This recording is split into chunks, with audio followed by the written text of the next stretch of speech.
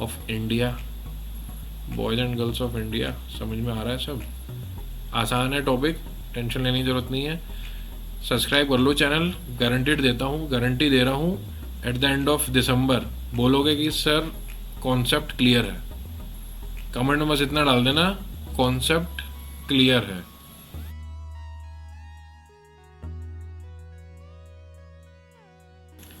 Hello students, I am back with my new video that is based on matrices. Matrices, this is for class 12th and it is applicable for both applied mathematics and core mathematics. ये जो topic है ये applied mathematics और core mathematics दोनों के syllabus में है। So before directly jumping into the topic, exercise start करने से पहले कुछ थ्योरेटिकल कॉन्सेप्ट्स हैं उसे हम समझते हैं, then we will move. Let's start. And this is chapter number 3 of NCERT if we talk about core mathematics, and for applied mathematics also it is chapter number 3.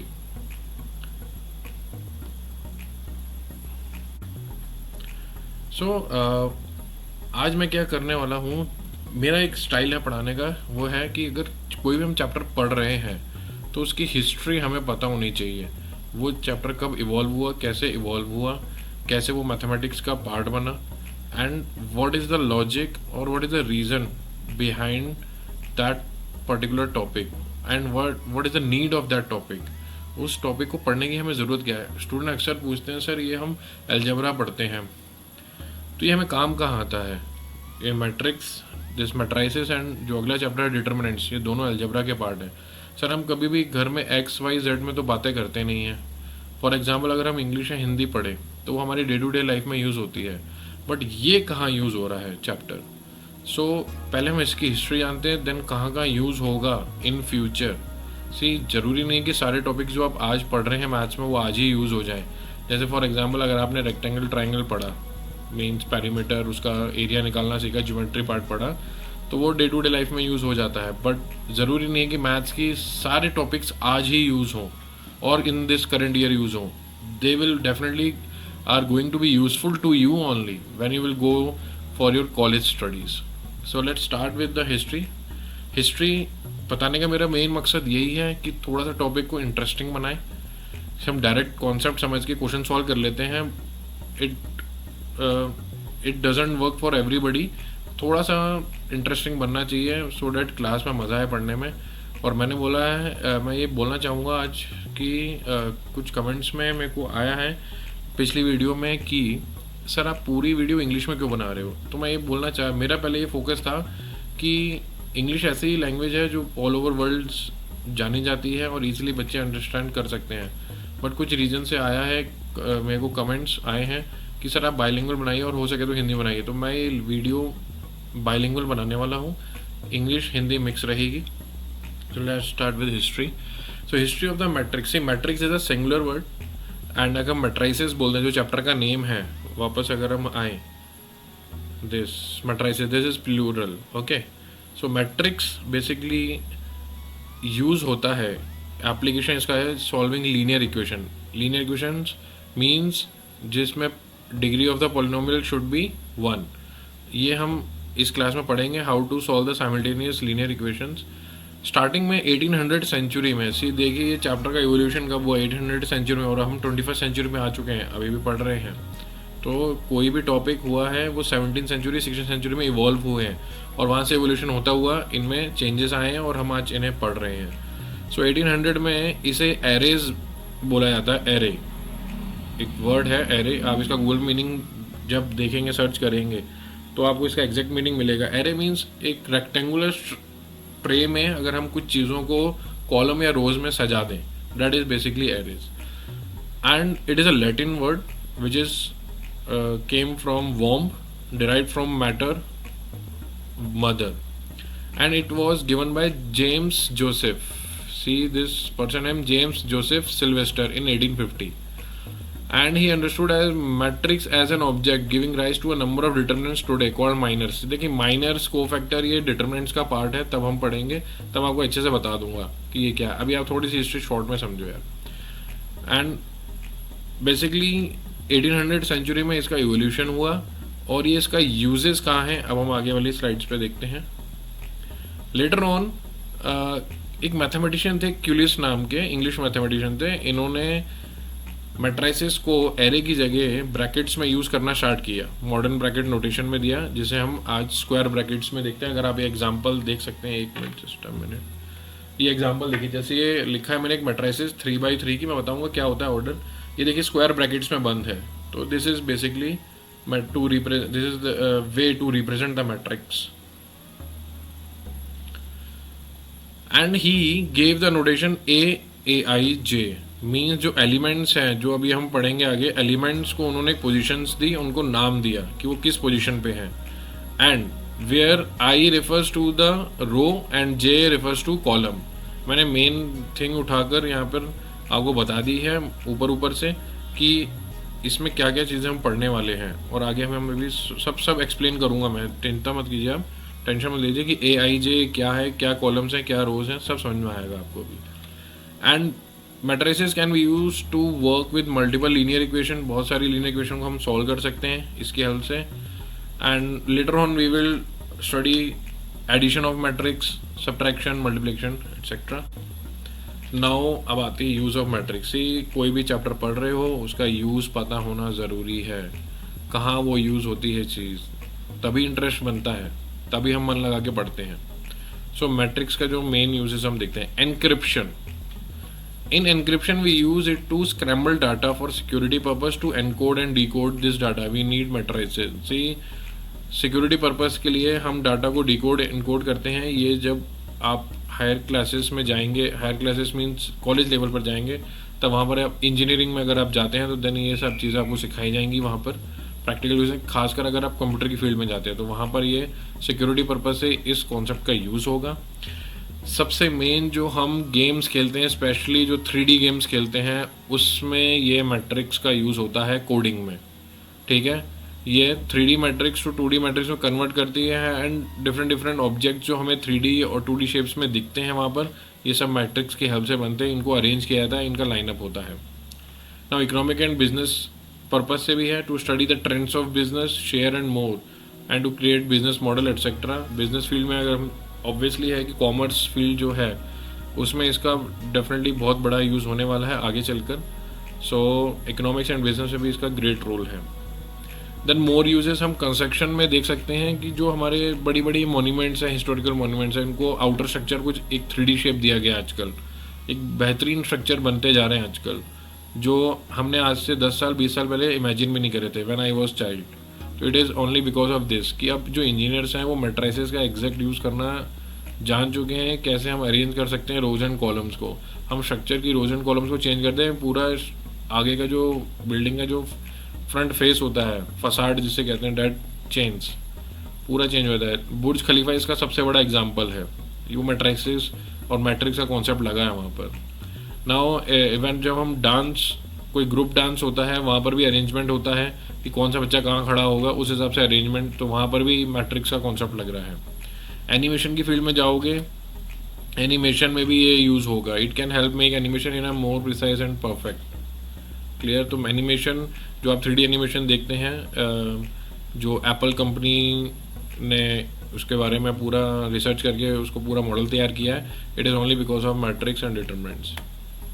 Now सब मोर uses के बारे में, physics जो सबका बहुत ही you can say सबका बहुत interesting subject भी है, और किसी को एग्जाम फीवर भी आता है फिजिक्स देखकर नाम सुन के, खासकर 11th-12th में, तो उसमें भी ये यूज़ होती है। लाइक इलेक्ट्रिकल सर्किट स्टडी करनी हो उनकी, क्वांटम मैकेनिक्स के बारे में जानना हो, ऑप्टिक्स के बारे में, लाइट का चैप्टर जब आप पढ़ते हैं that is known as optics, तो वहाँ पर इसका यूज़ हो रहा है। जब हम प्रैक्टिकल्स करते हैं वहाँ पे आपको टीचर सिखाएंगे, और कॉलेज लेवल पर इसका ज़्यादा यूज़ होगा, 11th-12th पे इतना नहीं होगा, क्योंकि कॉन्सेप्ट बड़ी जब आप ग्रेजुएशन के लिए जाएंगे तब ज़्यादा यूजेस आएंगे। And one of the famous law है Kirchhoff's law of voltage and current, वहाँ पर उसकी प्रॉब्लम सॉल्व करते वक्त भी ये मैट्रिक्स का यूज़ होता है। एंड जो हमारी सिस्मिक सर्वेज होती हैं, लाइक जब भूकंप आते हैं तो कितने रिक्टर स्केल पर आए, तो उस कॉन्सेप्ट में भी जब ग्राफ्स प्लॉट होते हैं then they take out through some matrices concept. तो बहुत सारे यूजेस हैं इस चैप्टर के। नाउ मैट्रिक्स का मतलब क्या है, ठीक है।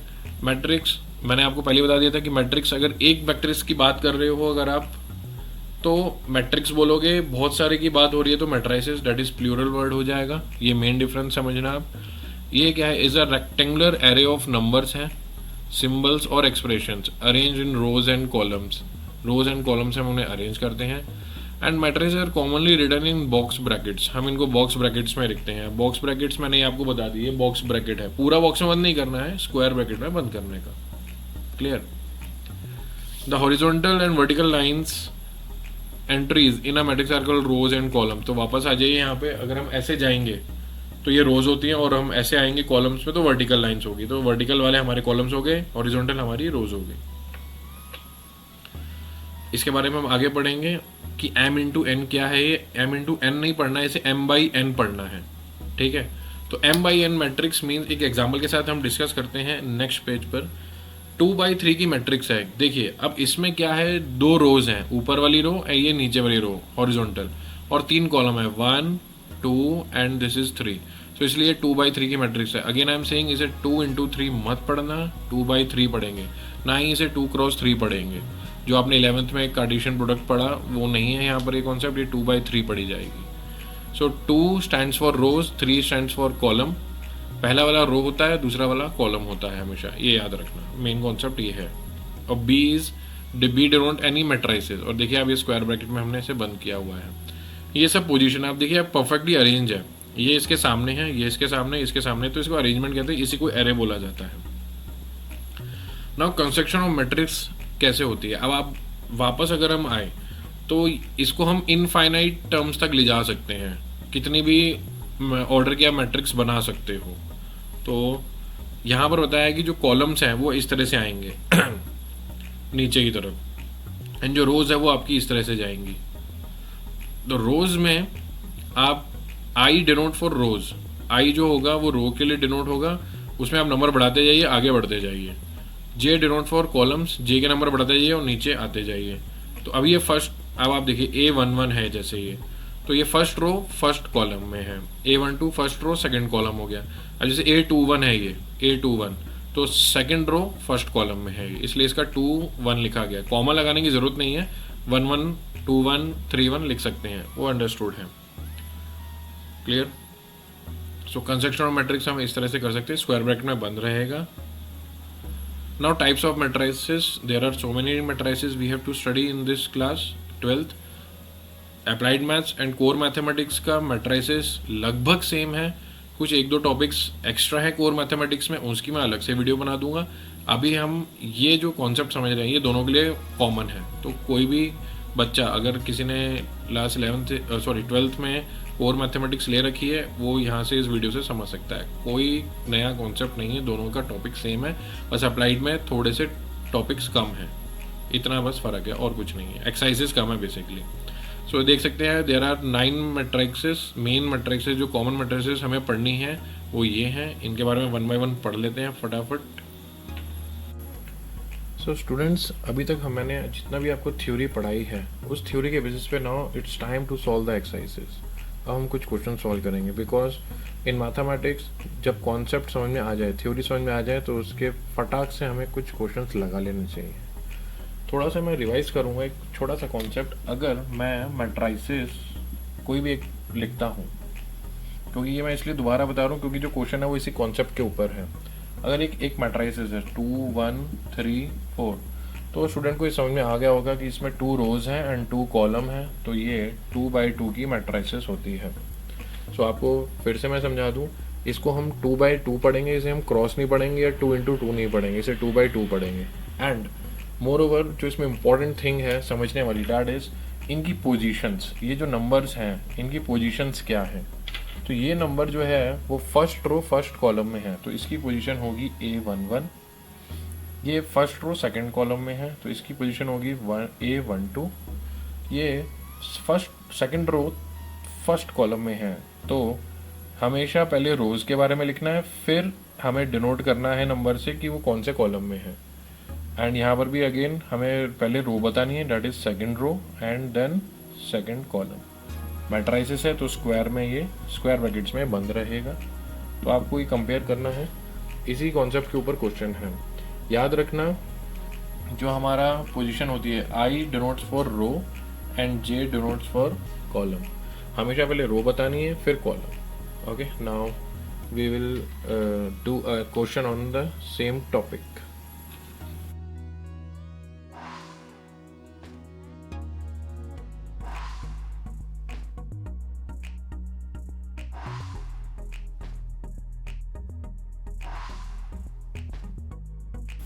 सो स्टूडेंट्स, इसी कॉन्सेप्ट के बेस पर एक हम क्वेश्चन कर लेते हैं जो हमारी पोजीशंस के बेस पर है। क्वेश्चन आपके स्क्रीन पर है, आप उसे एक बार पढ़ लीजिए आराम से कि वो क्वेश्चन में क्या पूछा है। ध्यान से उसे पढ़ लीजिए एक बार, then I will give the explanation. I hope आपने क्वेश्चन पढ़ लिया होगा। Now just see what is given in the question. So this is basically I am taking the question from R D Sharma. So in R D Sharma this chapter is at 7। So exercise 7.1 के कुछ questions मैं आपको solve करवा रहा हूँ। जो important है, जो टफ है, उन्हीं को हम सॉल्व करेंगे। एंड कुछ क्वेश्चंस मैं एम.एल. भार्गव से भी लूँगा, जो मैं बुक प्रिस्क्राइब मैंने करी थी। सो इस क्वेश्चन में ए मैट्राइसिस के जो एलिमेंट्स हैं उनके बारे में देख लेते हैं। 3x3 की मैट्राइसिस दी है। फर्स्ट कॉलम में ये एलिमेंट्स हैं 2 1 0, देन सेकंड में 3 4 7 है, and -5 9 and -2 is in the third column. And जो हमारे पास बी मैट्राइसिस दी है, बी मैट्राइसिस के देख लेते हैं क्या क्या एलिमेंट्स, क्या क्या नंबर्स दिए हैं column wise, row wise. So it is given 2 -3 1 and -1 4 2. So these are the two matrices given. On the basis of these two matrices, question में क्या पूछा है? पहला फर्स्ट पार्ट में पूछा है कि हमें A22 प्लस AB21 की वैल्यू बताइए। तो मैं A22 B21 एक्सप्लेन कर चुका हूँ आपको। A22 means what? A second row second column में कौन सी पोजीशन, उस पोजीशन पे कौन सा नंबर है वो लिख दीजिए आप। और ए मैट्राइसिस है तो ए वाले यहाँ से हम इस ए मैट्राइसिस में देखेंगे। बी वाले की बात हो रही तो हम बी मैट्राइसिस में देखेंगे। तो यहाँ पे सेकंड रो ये रही, सेकंड रो सेकंड कॉलम ये रहा, तो ये 4 आ रहा है, ठीक है। ये हम यहाँ 4 लिख देंगे plus B21। So second row first column, second row is this and first column is this, तो ये आ रहा है वो नंबर -3। ये -3 यहाँ पुट कर दिया। इंटीजर्स की तरह सॉल्व कर देंगे, plus into minus minus, so 4 -3 which is equal to 1 answer. Now see the second part. फटाफट एक सेकंड पार्ट देख लो, बहुत ही आसान कॉन्सेप्ट है, बच्चों जैसा खेल है। तो ये तो बस स्टार्टिंग है अभी मैट्राइसिस की, जैसे जैसे आगे बढ़ोगे क्वेश्चन टफ होंगे, आगे आगे एक्सरसाइजेस। और ध्यान रखना, अगर मैट्राइसिस समझ में नहीं आया तो डिटर्मिनेंट भी समझ में नहीं आएगा। दोनों चैप्टर एक दूसरे के ऊपर डिपेंडेड है। सो इसमें पूछा है A11 प्लस A22 और B22 की वैल्यूज़ पुट करके प्लस कर दीजिए। तो यहाँ पर अगर कोई बीच में इनके कोई साइन नहीं है तो वहाँ पर मल्टीप्लाई है, ध्यान रखें। अगर इनके बीच में कुछ भी साइन नहीं है तो वहाँ मल्टीप्लाई है। सो A11 इधर से देखेंगे, ओके। तो A11 first row first column 2 है, तो यहाँ पे 2 रख दिया, सॉरी 2 इंटू B11 यहाँ देखेंगे first row first column that is 2 plus A22 second row second column, again यहाँ पर यही नंबर आ रहा है, second row second column 4 into B22 second row second column यानी 4 आ रहा है। नाउ 2 2 4 प्लस 4 4 जा 16, सो आंसर इज कमिंग 20। बहुत ही सिंपल था। कोई डाउट हो प्लीज़ कमेंट बॉक्स में टाइप करके मेरे से पूछ लेना कि सर एक बार फिर से एक्सप्लेन कर दो या पर्सनल बता दो। You can message me. मैं आपको अपना WhatsApp number and email ID दोनों प्रोवाइड कर दूंगा डिस्क्रिप्शन में, आप वहाँ से बढ़कर आप मुझे कांटेक्ट कर सकते हैं।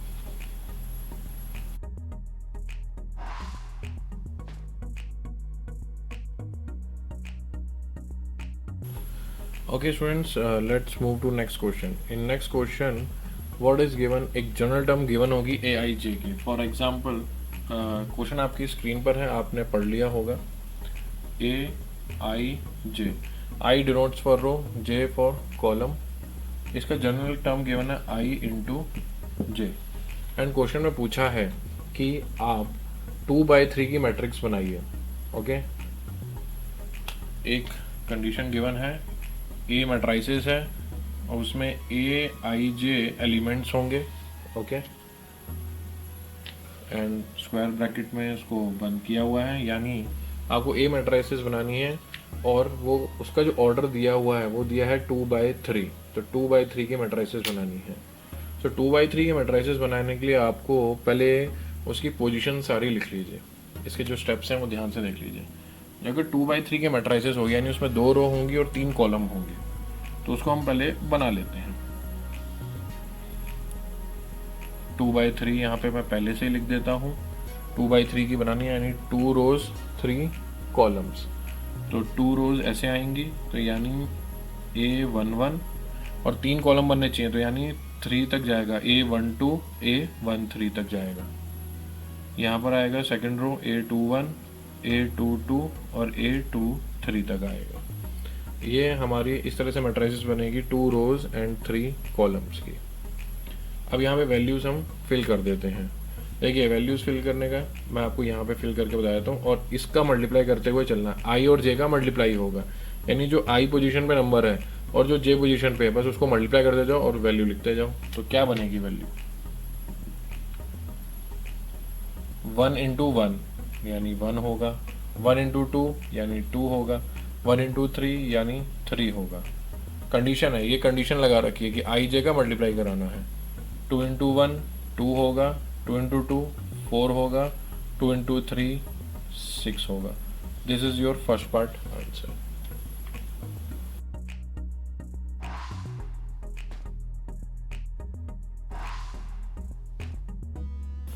ओके, इसी टाइप के एक क्वेश्चन और कर लेते हैं फटाफट। सो इधर पे जनरल टर्म क्या दिया है देख लेते हैं। A I J is equal to, now given I plus J का whole square and this is whole upon 2। दोनों का स्क्वायर भी करना है, ओके, एंड स्क्वायर करने के बाद अपॉन 2 कर देना है, डिवाइड बाय 2 करना है। सो अगेन 2/3 की ही मैट्रिसेस बनानी है, तो हम पहले पोजीशन लिख लेते हैं, फिर सब इसको हम साइड बाय साइड सॉल्व करते जाएंगे और वैल्यू पुट करते जाएंगे। थोड़ा सा हम माइंड कैलकुलेशन से जो बच्चे कर सकते हैं वो माइंड में कर ले, ठीक है, नहीं 1-2 मैं करके बताऊंगा फिर हम डायरेक्ट कर लेंगे। ओके, तो यहाँ पर 2/3 की मैट्रिसेस बना लेते हैं अपन। सो ए इस मैट्रिसेस का नाम है, एंड 2/3 बनाने के लिए हमें A11 A11 A12 A13 2/3 तक जाना, 1 से 3 तक जाना पड़ेगा, फर्स्ट और थर्ड कॉलम तक, क्योंकि 3 कॉलम्स हैं। A21 A22 A23। सो ये हमारी 2/3 की मैट्रिसेस हो गई, 2/3। अब ये कंडीशन फिट करनी है। कंडीशन ये फिट होगी, आई और जे को पोजीशन के अकॉर्डिंग वैल्यूज में पुट कर दो, उनका स्क्वायर कर दो, हो गया। तो अगर मैं मन ही मन करूं, एक बार मैं यहाँ सॉल्व कर दूंगा, फिर बाकी अपन मन से करेंगे, मतलब माइंड कैलकुलेशन करेंगे। मन से मतलब माइंड कैलकुलेशन, मन से तो कुछ भी हो सकता है। सो यहाँ पे आई और जे 1 है, तो यहाँ पे सॉल्व करके देख लेते हैं। तो 1 + 1 उनका स्क्वायर और डिवाइड बाय 2, तो 1 + 1 2 होता है, 2 का स्क्वायर 4 होता है, 4/2 यानी विच इज इक्वल टू आ गया 2। यानी पहली पोजीशन पे नंबर कौन सा आ रहा है, अगर मैं यहीं से ए लिखना चालू करूँ तो पहली पोजीशन पे आएगा 2, ठीक है, यानी A11 की वैल्यू आ गई है 2 आ गई। आगे बढ़ते हैं, अब हमको निकालना है कौन सा नंबर, A12। तो माइंड में करो, माइंड कैलकुलेट फटाफट। 1 + 2 3, 3 का स्क्वायर 9, तो 9/2 आएगा यहाँ पर, सिंपल, ज़्यादा सोचना ही नहीं है। डेसिमल में आंसर मत दे देना भैया, ऐसी फ्रैक्शन में छोड़ देना, कोई प्रॉब्लम नहीं है। ओके, 1 + 3 यानी 4, 4 का स्क्वायर 16, 16/2 8 होता है, तो यहाँ पर आ जाएगा 8। तो आपकी फर्स्ट रो के सारे एलिमेंट्स हो गए। फटाक से यहाँ से आ जाओ, यहाँ पर फटाफट 2 + 1 3, 3 का स्क्वायर 9, 9/2 आएगा, ये सेम आ रहा है यहाँ पर। 2 + 2 4, 4 का स्क्वायर 16, 16/2 8, ये सेम आ रहा है। 2 + 3 5, 2 + 3 5, 5 का square 25, 25/2। So this is your answer for this general condition of A and Aij, यहाँ पर A matrices है।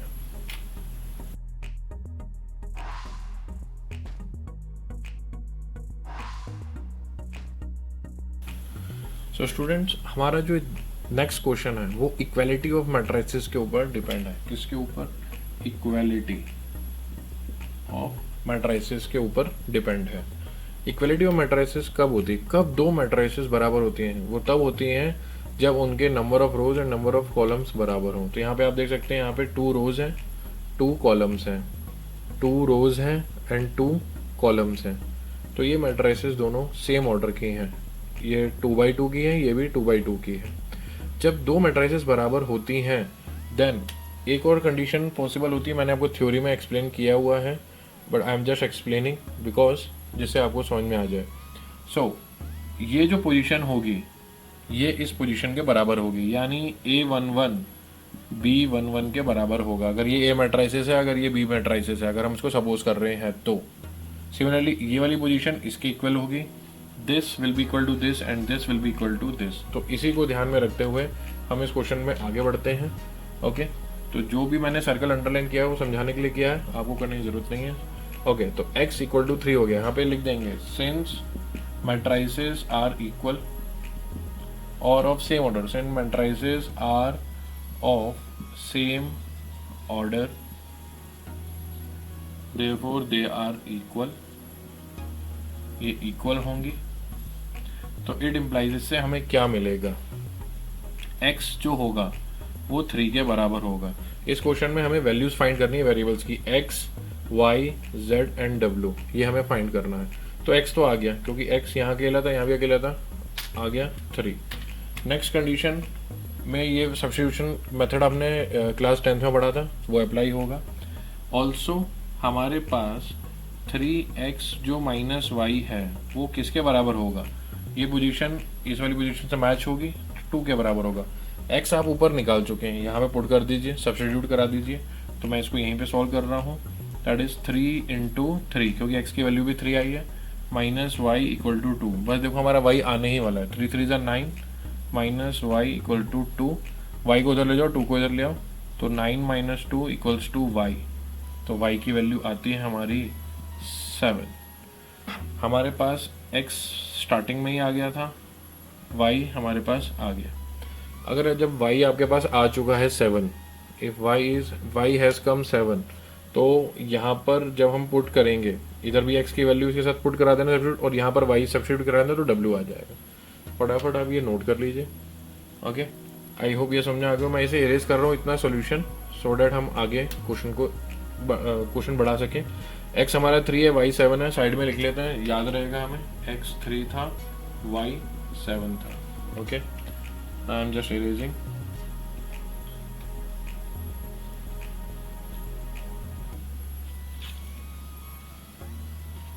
सो ऑल्सो ये भी गिवन है कि 2x प्लस z जो होगा वो किसके बराबर होगा, 4 के बराबर होगा, क्योंकि दोनों की पोजीशन सेम, A21 B21 के बराबर होगा। ठीक है, x की वैल्यू 3 थी, तो यहाँ पे हम पुट कर देंगे 2 into 3 plus z equals to 4, 2 3 ज़ा 6 plus z equals to 4, so z equals to 4 minus 6 which is equal to -2। z की वैल्यू आ गई -2। अब z -2 आ गया है, तो y बचा, y भी आ चुका है, y की हेल्प से हम w निकाल देंगे। यहीं पर आप देख लो, यहीं पे मैं सॉल्व कर रहा हूँ। सो 3y माइनस जो w होगा वो किसके बराबर होगा, वो 7 के बराबर होगा।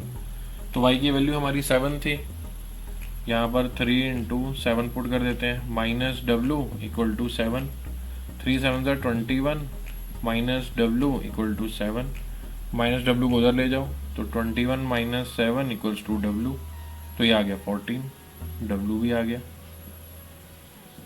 आपके पास यहाँ z आ चुका था, z देख लिए -2 के था, सारी वैल्यूज आ गई। तो लास्ट में हम लिख सकते हैं एक बार यहीं पर ही कि x क्या था, x हमारा 3 आया, y हमारा 7 आ गया, देन z हमारा -2 आ गया एंड w हमारा 14 आ गया। ये आ गई हमारे पास सारी values.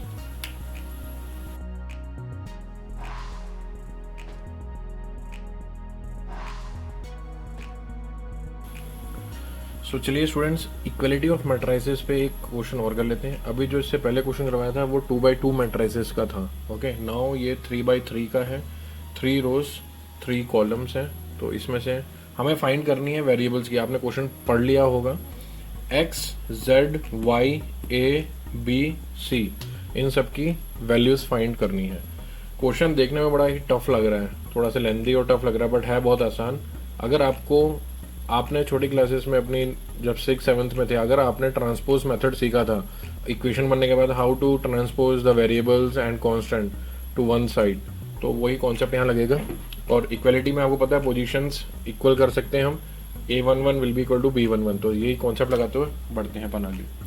So x since matrices are equal, so x+3 किसके बराबर होगा, 0 के बराबर। सो x इक्वल टू ट्रांसपोज करूँ, कांस्टेंट को इधर ले जाओ, तो इट विल बिकम 0 - 3, तो x बिकम -3। तो आपका x आ गया। जो जो आता जाए उसे बॉक्स में बंद करते जाइए, आपको आगे काम आएगा, बाकी जगह भी यूज हो सकता है अभी ये क्वेश्चन में। Now z+4 equal to 6, so z+4 equal to 6, तो z equal to 6 - 4, z equals to 2, box में बंद कर दिया। x और z आ चुके हैं हमारे। y भी इस तरह से निकाल सकते हैं, बिकॉज दोनों जगह y कंपेयर हो जाएगा और कैंसिल हो जाएगा जब हम ट्रांसपोज करेंगे, प्लस या माइनस हो जाएगा उसका।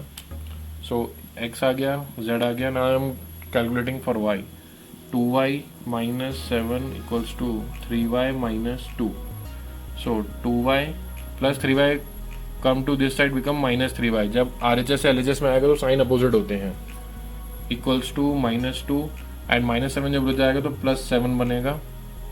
सो 2y - y is -y, because 3 is bigger, तो उसका साइन माइनस है, एंड -2 + 7 बिकम्स 5।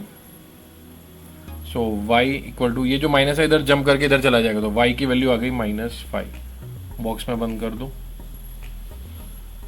सो y आ गया, z आ गया, x आ गया, ये नोट कर लीजिए आप। इनको हम साइड में नोट कर लेते हैं, बिकॉज ABC फाइंड करने में ये बहुत ही कारगर सिद्ध हो सकते हैं। कारगर मीन्स इम्पोर्टेंट, कुछ ज़्यादा शुद्ध हिंदी बोल रहा हूँ मैं। So x equal to -3, z equals to 2 आया है, y इक्वल टू -5 आया है। Okay, now I am erasing this part so that I can move forward. मैं देखो वीडियो अपनी बाइलिंगुअल रखूँगा, sometimes in English, sometimes in Hindi, so that every student can understand. Who is sitting, the students who are sitting in South India, they can understand me.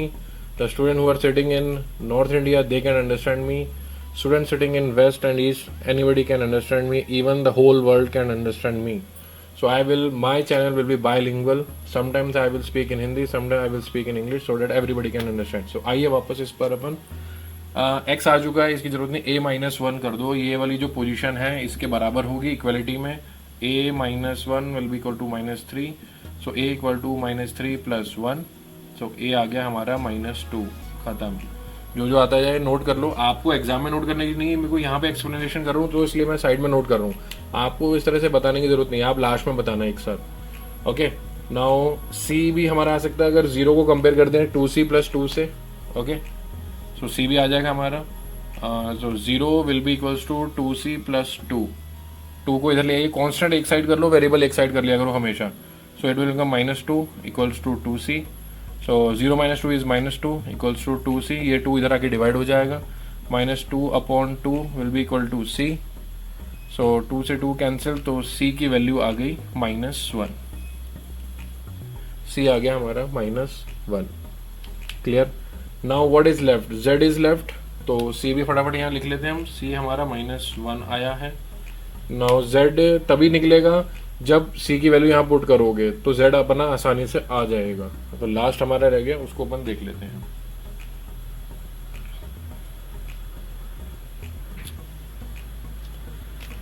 So z + 2c will be equal to, ये वाला इससे compare होगा 0, सो c की value हमारी -1 आई थी, हम उसको put कर देंगे, सब्स्टिट्यूट कर देंगे, that is -1 equal to 0, so z +-2 equal to 0, 2 × 1 हो गया, और +- आएगा, इंटीजर का रूल है, z equals to 0 + 2 which is equal to 2 answer. z भी हमारा आ गया, तो हमारे पास सारे वेरिएबल्स आ गए। x z तो हम पहले निकाल चुके थे, तो z की ज़रूरत नहीं पड़ेगी हमें।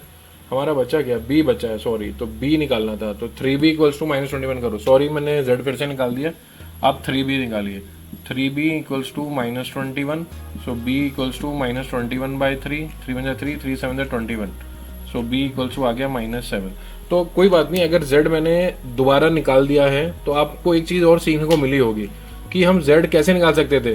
पहले अगर हम c निकालते, ओके, जब हमने c की वैल्यू निकाली थी -1, तो हमारी यहाँ से आई थी, तो आप बाई चांस अगर आपका z ऊपर छूट गया तो आप यहाँ पर c की वैल्यू पुट करके z तब भी कंपेयर करके निकाल सकते हैं। ये मैं कहना चाह रहा हूँ, और ये भी वेरीफाई हो गया कि z दोनों केस में सेम आ रहा है answer, z equal to 2, z equal to 2। पहले भी z हमने 2 निकाला था, तो आप मैंने भले ही गलती से निकालो तो एक तरीके से वेरीफाई हो गया है कि जब भी आप इस क्वेश्चन में z की वैल्यू निकालेंगे वो दोनों जगह से सेम ही आएगी। तो हमारे पास a b c x y z सारे वेरिएबल्स आ गए हैं, इनकी वैल्यू आ गई है। आई होप ये समझ में आ गया होगा। बढ़ते हैं नेक्स्ट क्वेश्चन की तरफ।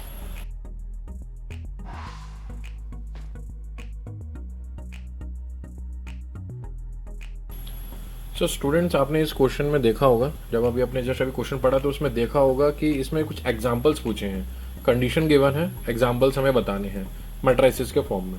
Okay, so give an example of, first पूछा है a row matrix which is also a column matrix.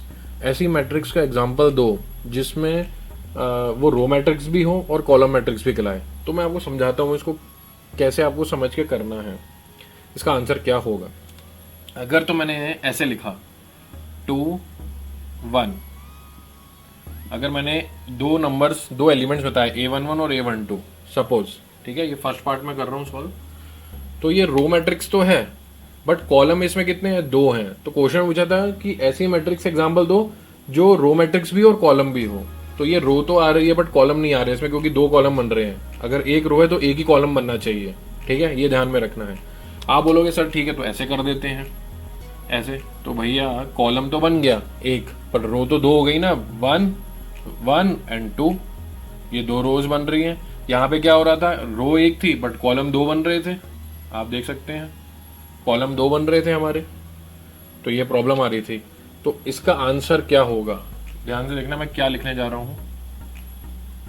बस वही, आप कोई भी एक नंबर ले लीजिए, सपोज मैंने एक नंबर ले लिया 10 और इसको मैट्रिसेस में बंद कर दो, ब्रैकेट्स में बंद कर दो, तो ये मैट्रिसेस हो गई, होगी ये भी।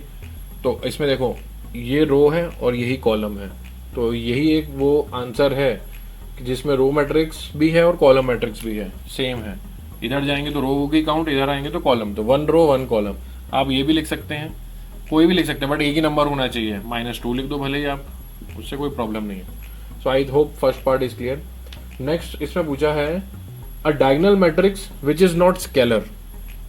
अब पहले तो मैं आपको बताता हूँ दोनों का मतलब क्या है, डायगोनल एंड स्क्वेलर। आपने थ्योरी में जरूर पढ़ा होगा, तो एक बार जस्ट रिवाइज कर लो तो जल्दी अच्छे से समझ में आएगा। Now I am going to tell you about this second part. A diagonal matrix क्या होती है, ऐसी मैट्रिक्स जिसमें सिर्फ डायगोनल पर एलिमेंट्स हो, डायगोनल पे एलिमेंट्स होते हैं जब। और स्केलर वो होती है डायगोनल पे एलिमेंट्स हो बट सेम हो, डायगोनल पे एलिमेंट्स हो बट सेम हो, ठीक है। तो ये होता है diagonal and scalar. But question पूछा है कि डायगोनल मैट्रिक्स तो बताओ बट वो स्केलर नहीं होनी चाहिए, मतलब बीच में एलिमेंट सेम नहीं होने चाहिए। तो बहुत ही सिंपल है यार, हम 3x3 की एक मैट्रिक्स बना देते हैं, ठीक है, देखना ध्यान से, 2 2 2 0 0 0 0 0 0।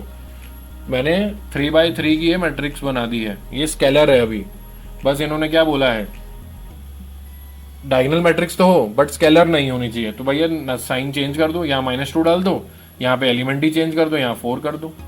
देखो सारे एलिमेंट्स क्या हुए, यहाँ पर जो सारे नंबर हैं इस पोजीशन पर डायगोनल पे अलग अलग हो गए, तो ये डायगोनल मैट्रिक्स है और स्केलर भी नहीं हुई, तो ये आपका आंसर हो गया। आप इस तरह से कुछ भी लिख सकते हैं। आप भले ही आंसर यहाँ चेंज कर दो पूरा, 2 जरूरी नहीं कि 2 ही लेना है, आप यहाँ पर 100 लिख दो, भले ही आप भले यहाँ पर 99 लिख दो, नंबर्स अलग होने चाहिए बस। हमें तो एग्जाम्पल देना, हमने एग्जाम्पल दे दिया। एक ट्रायंगुलर मैट्रिक्स बतानी है थर्ड पार्ट में। थर्ड पार्ट तो बड़ा इजी है। ट्रायंगुलर मैट्रिक्स जो आपने पढ़ी थी, upper triangular matrix, downward triangular matrix, तो वही हमें बताना है इसमें। तो आप कोई भी एक एग्जाम्पल दे सकते हैं इसमें। तो क्या करना, अपर ट्रायंगुलर मैट्रिक्स का एक आंसर दे दो, एग्जाम्पल दे दो, या डाउनवर्ड वाले का दे देना, लोअर का। तो 3x3 में बताया करो तो आसान रहता है थोड़ा सा बताना। 1 2 3 एंड यहाँ पर भी एक नंबर आप ले लीजिए, इधर पर भी, यहाँ पर भी नंबर ले लो, और डायगनल पे भी, डायगनल पे रहना चाहिए बस, यहाँ पर और यहाँ पर 0 0 डाल दो। तो ये ट्राइंगल बन रहा है। मतलब ट्राइंगल में देखो टच करने पर नंबर्स ट्राइंगल के अंदर बंद हो जाने चाहिए, तो वो ट्राइंगुलर मैट्रिक्स बन जाती है। सिंपल। आपने अपर में पोजीशन पे नंबर पे डाल दिए हैं तो अपर ट्राइंगुलर मैट्रिक्स हो गया, अगर नीचे डालता है तो लोअर ट्राइंगुलर मैट्रिक्स हो जाती। तो ये था इस क्वेश्चन में, आपको एग्जांपल्स देने थे। आई होप ये समझ में आ गया होगा।